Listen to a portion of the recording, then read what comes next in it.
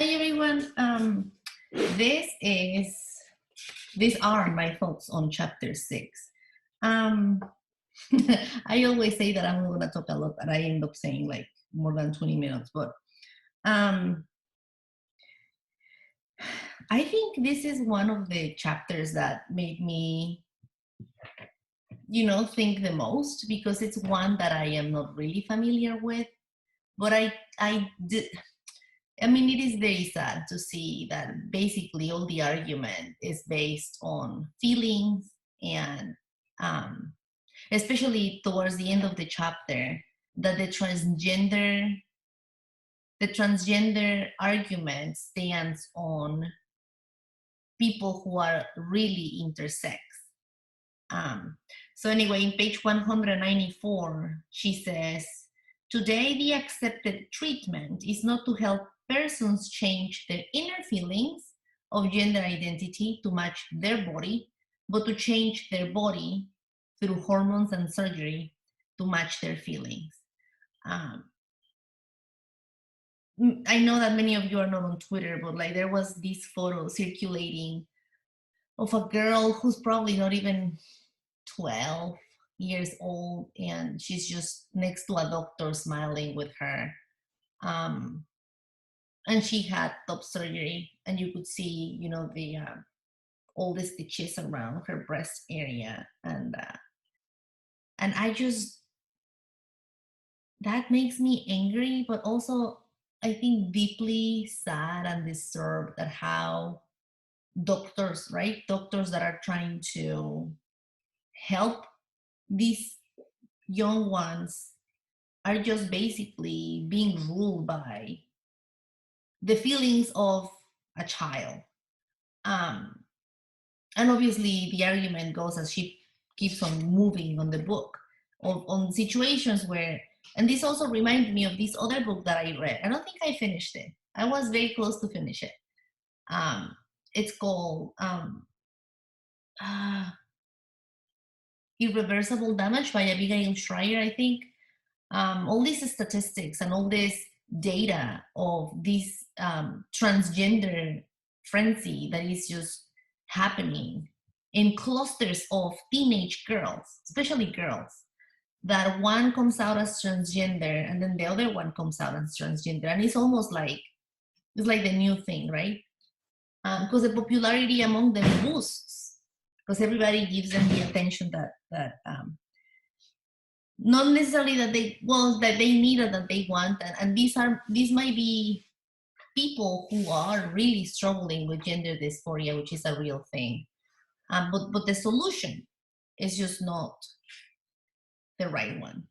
And of course she just talks about the soggy laws, sexual orientation and gender identity laws, that basically just changed the whole language. And I think I just saw again on Facebook or Twitter, just like a super 2-minute, like quick 2-minute clip of Ted Cruz interacting with Abigail Schreier on the Equality Act and how all these laws basically are going to destroy human sports.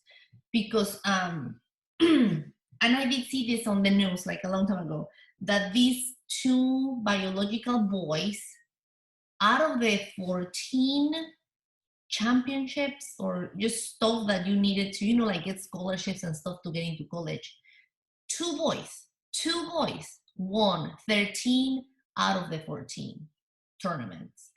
And so now these boys, when they were in their own male category for track and field in high school, I think these are high schoolers, these boys were like nowhere good. But so now these boys identify now as women, right, as girls, so they compete against the women, and they just completely destroyed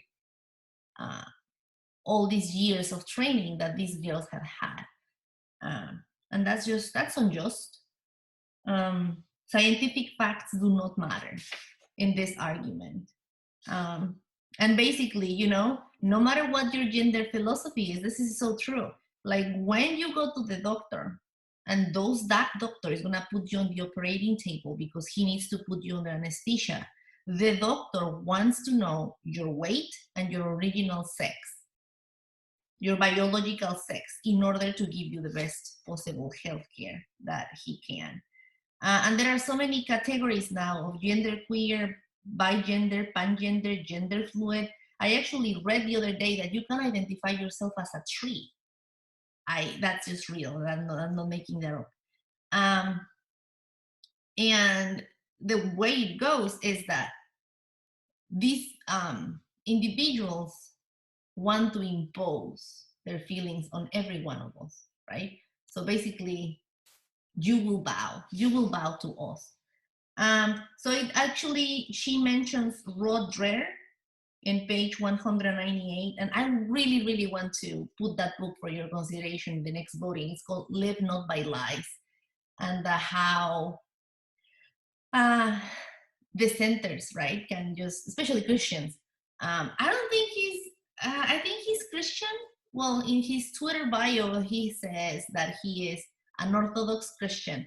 I think the book, for what I've heard of it, has like a very ecumenical kind of approach.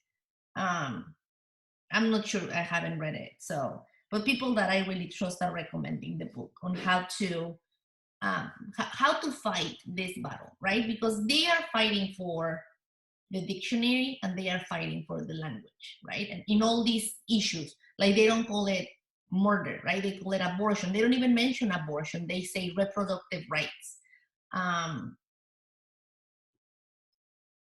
transgender rights. And obviously everybody wants to be kind, and when you hear, well, you're not letting them, like, you're like, I think it's not reproductive healthcare, trans healthcare. You're like, well, you want people to have healthcare, right? But they don't tell you everything that they mean with that. So, anyways, many schools have adopted the policy of not telling the parents when the child wants to change their sex or even change their name. And then in this other book, Irreversible Damage, there's plenty of stories of how parents have opposed this, and they basically are shown by the school administration and by the children themselves. Page 201, there's an infinite number of genders, right? Logically, if you follow this, like if it's about how you feel, then you're gonna have plenty of identities out there instead of just the binary. And the last thing that I researched is 64 to 72 types of gender instead of just, masculine or feminine. And at some college clinics, students no longer have to check male or female on their health forms. Instead, they are asked to describe your gender identity history. Because this is the thing. Like, you can be a tree today and tomorrow identify as a woman if you want to. Because it's just so fluid, right? Like, there's no... yeah, it just varies according how you feel that day, I guess. See, gender identity, this is the official view, right, of the sexuality. Virtually all sex education curricula in America take their lead from the Sexuality Information and Education Council of the United States. So this is the official view of this organization. Gender identity refers to a person's internal sense, your personal internal sense of being male, female, or a combination of these. And people's understanding of their gender identity may change over the course of their lifetimes. And this is filtering down to very, very, very young ages. Like, this is like so disturbing, right? Like, I saw this on Facebook or on Twitter a long time ago, the gender unicorn. And like, this is geared to attract the child, like the minds of the little ones, like kindergarten. And I mean, I don't really know who's watching this, right? This video is for people who are in the book club, but if you happen to click, I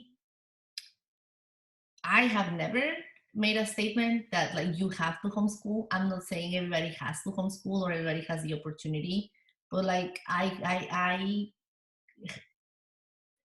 cannot understand that if you have the opportunity to do so or to provide your children, especially if you're a Christian, to provide your child with a Christian education, I think you have to do it. I mean, this is evil. I don't have any other word for that. Um, then obviously the body is a social construction, and it's just so funny how she starts talking about Marxism and how all these views kind of like cluster into this idea of intersectionality, right? That our thinking is shaped by our class, race, gender, ethnic background, ethnic group, and that we just think that facts are not really facts, are just really cultural constructs. And I don't even have to give you examples. That's basically the culture in which we live on right now. And it's just so funny because the other day I was just listening to a podcast on feminism, and I think it was like second wave or third wave third wave feminism felt that they were not being represented. And then this woman, I think she was a lesbian, last name was Foucault, I think. I'm not sure. I don't want to say anything that I'm just like, yeah, the video is still on.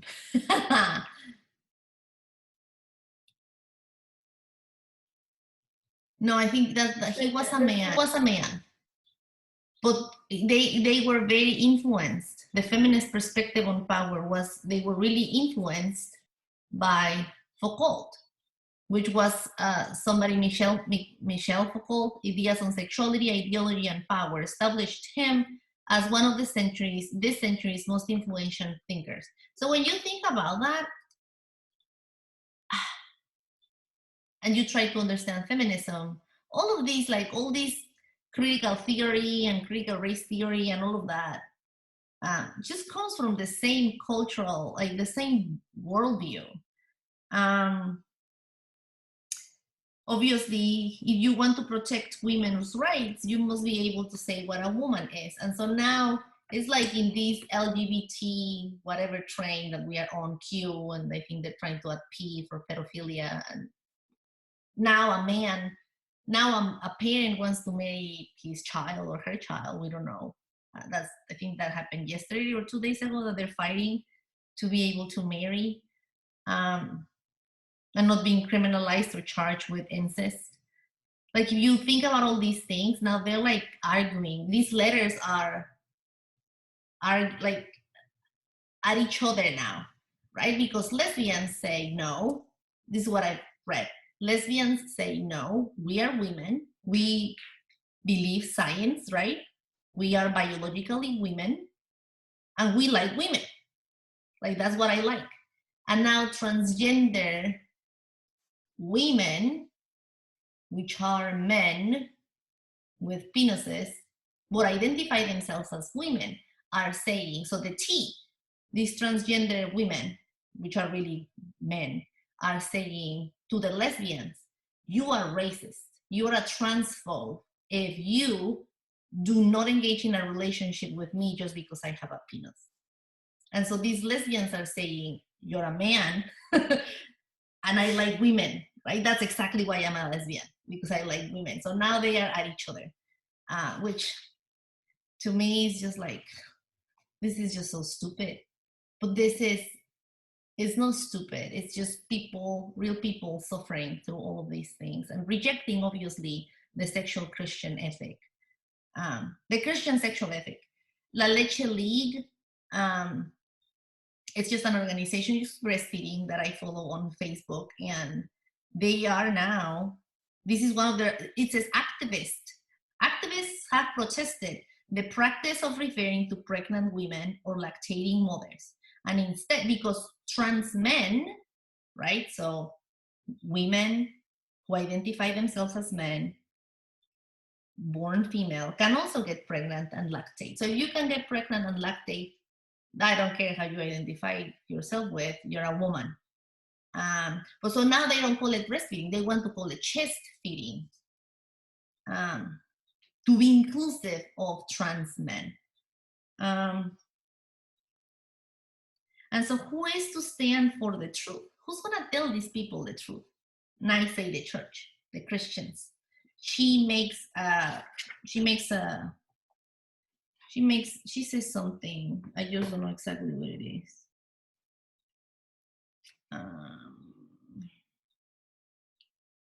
That the loving way to treat these individuals is just to tell them the truth. And honestly, I think that with transgender people, you're not even gonna get to Jesus. I'm not saying that you cannot just start, obviously, the gospel with Jesus Christ, and he was God in the flesh, came to die for our sins and rose again. I think we have to go way back to creation. And just by preaching creation, you know, that the Lord made the male and female, that's gonna be where the fight is.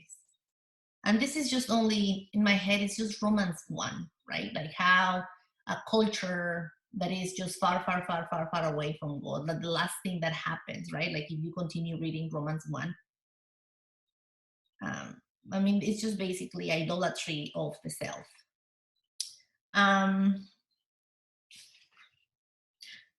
Yeah.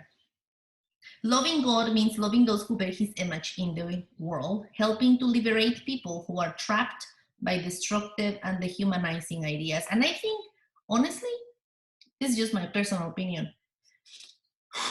If you, as a Christian, do not have tough skin and do not, like, you fear man, I think you're gonna really struggle doing this. Because when you say, no, God made you a female, like God made a male and female, and what you're doing, it's not good for you. Like God has a plan, God has a better plan, a better purpose for your body. And you're like, in the past chapters, right, that she has said, no, you can be so loving, and you can just present the sexual ethic in a way that will attract them, that will just, they will love for that to be true. They're gonna call you names. They're gonna try to manipulate you emotionally to say, if you do not, because this is happening, right? Like I'm not making this up. It hasn't happened to me personally, but I trust that these people are writing books and that they're not lying, right? Especially this irreversible damage, that the person or the children say, I'm gonna kill myself if you don't call me Zuzi, even though I'm Ethan, right? And the parents are so afraid for the life of the child. And even the doctors are saying, well, even recommending treatment, saying you have to put him on hormones, you have to give top surgery, remove their breasts, because if you don't do that, then they are more prone to suicide. Has to be such a difficult situation to be in.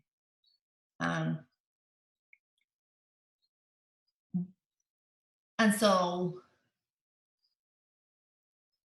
I think we need to start thinking about how we are going to respond to those situations, because we're gonna be, I mean, the Equality Act happens, and I don't really know exactly. I mean, I have an idea, and I've been reading how this is gonna affect Christian churches and Christian schools and people of faith, not necessarily just Christians, right? But people who have the biblical sexual ethic. We're gonna be confronted with this situation. So yeah, it's here, Intersex, page 219.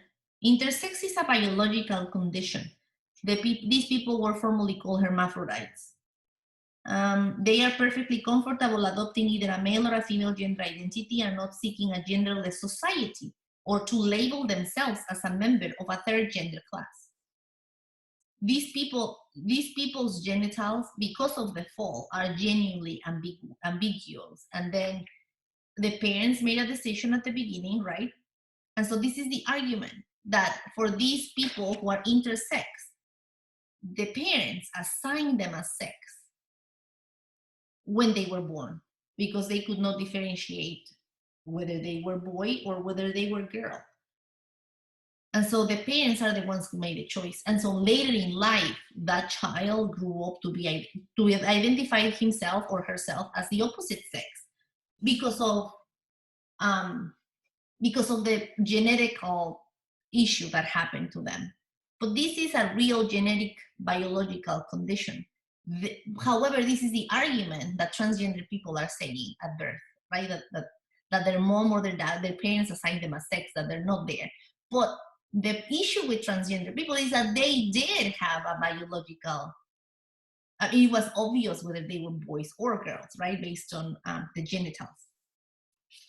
So feelings of being in the wrong body are not something that children choose. And so she just relates some stories of these, some intersex people, and even the film from the BBC called Transgender Kids, that under the pressure of trans ideology, fewer therapists are stopping to talk to these vulnerable teens to find out what's really going on. Like if the teen says, I just want to cut my genitals, doctors say, of course, when do you want to do that? Instead of saying, no, let's just think about this.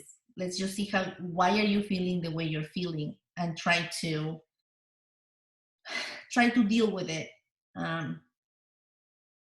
So with this Walt thing, there was a whole Walt Heyer, I think that's how you pronounce it, page 225, former transsexual who tried to live his life as a woman and then at some point became a Christian. And then now he says that the biological fact is that no one can change from one gender to another except in appearance. And our only choice is whether to accept our biological sex as a gift from God or reject it. For Christians to be credible in asking others to repent, they must model repentance for their own feelings that have pushed people away from the church. And I agree. I agree that there have been many unloving Christians, and I still think there's some mischaracterization though. I'm not saying all Christians have never been harsh or rude or insensitive or like completely unloving.